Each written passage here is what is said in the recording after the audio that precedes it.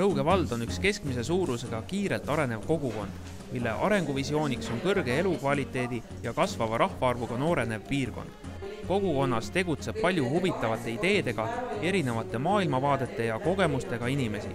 Kuidas aga jagada oma kogemusi ja teadmisi kogukonnas selliselt, et sellest saaks kasu igaüks eraldi ja kogukond tervikuna?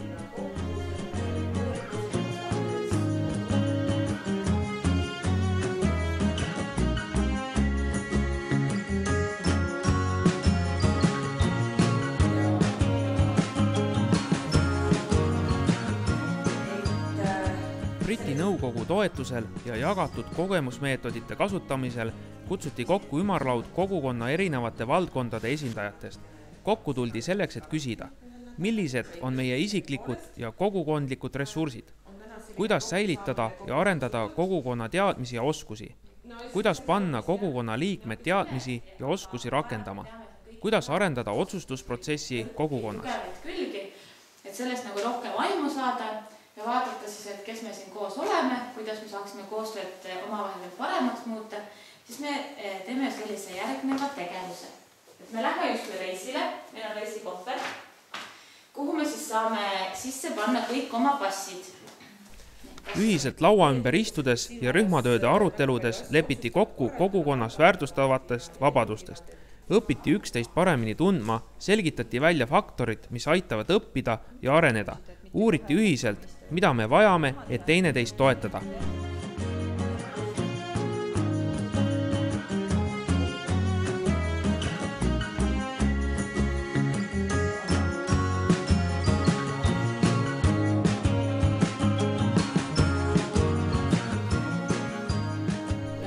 Õppevisiit Sõmeru valda teises Eestimaa nurgas oli üks tegevusmeetod, kuidas kaasata veelgi laiapõhjalisemasse arutellu kogukonna arengu osas erinevate valdkondade esindajaid.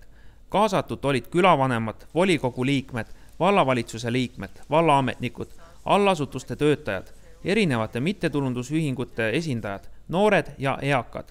Seekord arutati laiemat kogukonna vajaduste ja võimaluste üle.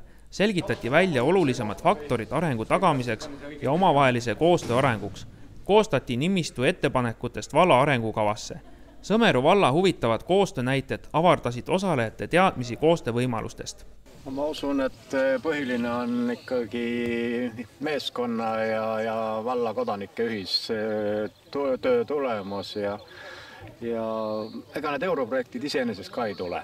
Kui sa ei tee neid taotlusi, kui sa ei kirjuta projekti ja nii edasi, on pikk ja vaevarikas protseduur kõik. Aga hea tahtmise juures muidugi on neid võimalik kõiki taodelda ja teha, aga see tegevus peab olema mõtestatud. Et mis on prioriteedid, millised on eesmärgid, ega kõiki asju ei suuda elus korda saata ja tulebki neid valikuid teha. Ja me olemegi teinud neid valikuid, oleme rõhuasetuse pannud noortele, külaelule ja need samad täna nähtud noortekeskused, külakeskused, need on ainult osa meil ja ise me naerame, et me oleme natuke kiiksuga, et üheski Eestimaa omavalitsus ei ole 6 noortekeskust, meil on ja samas mul on väga hea kohtuda meie konstaabliga, kus me räägime, et vallas sündmus ei ole, mida peaks tegelema politsei või konstaabel ja mina ütlen, et see ongi siis selle töö vili, et me oleme nii palju noortesse panustanud. Aga et siin meid õppida on, see on nii ja naa. Sellepärast, et üks alati on hea käia nende naabrite juures, kus on palju õppida ja ma ütlen, et kui me pool aastat tagasi Rõuge vallas olime, siis me tahtsime küll kadedusest natuke siniseks minna ja see oli hea kadedus.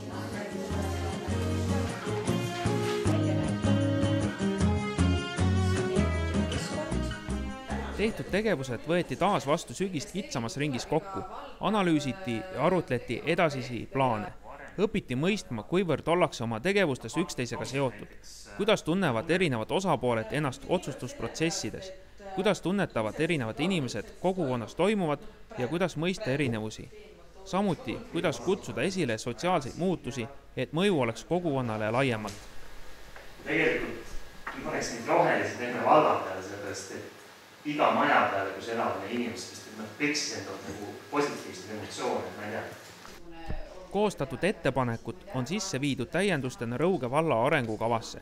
Erinevad sihtrühmad tunnevad üksteise vajadusi ja ka arenguvisioone lähemalt. Vähenenud on barjäärid suhtlemisel erinevate huvipoolte vahel.